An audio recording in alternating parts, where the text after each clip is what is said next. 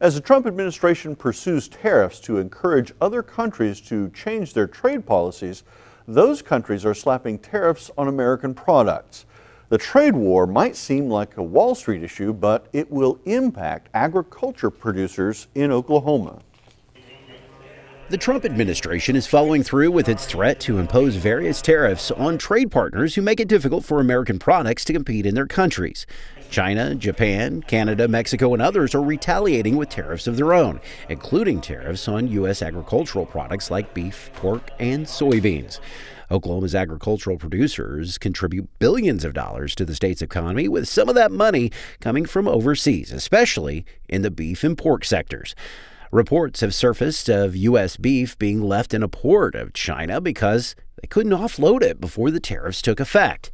While the U.S. beef markets might not feel a major impact now, the tariffs do have a potential to be a market disruption. You know, the direct impacts on beef at this point in time are relatively small, but I think that's probably not where the greatest danger to the beef industry lies. There's a multitude of indirect and secondary effects that could impact the beef market. U.S. pork producers also are being impacted by tariffs, and that could lead to problems in the beef market. The pork industry is really much more exposed to the direct tariff impacts right now in China and Mexico and other places. But the problem is, or the situation is, that we have record pork production in the U.S. right now. So if we don't export that product, it's going to stay in the U.S. It's a perishable product. It will get eaten.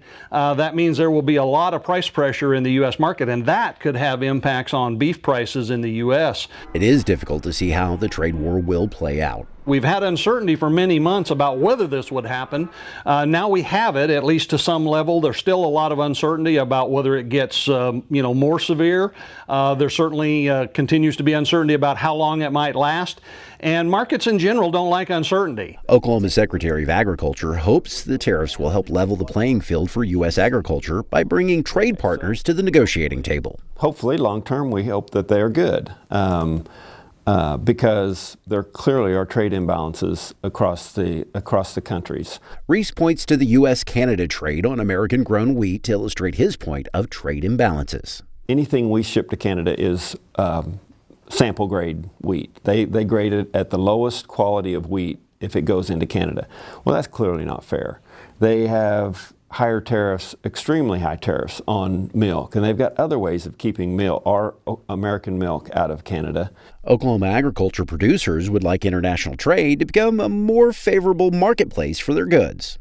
Oklahomans would like to see a win. You know, we would like to see something resolved instead of continuing to throw mud on the wall. We need to see some progress. In trade wars, U.S. agriculture producers are usually affected. Agriculture always gets punished because we are the only industry in the United States that's had 50 years of surplus. So we have had a trade surplus in agriculture since we started keeping track. So that's what they target.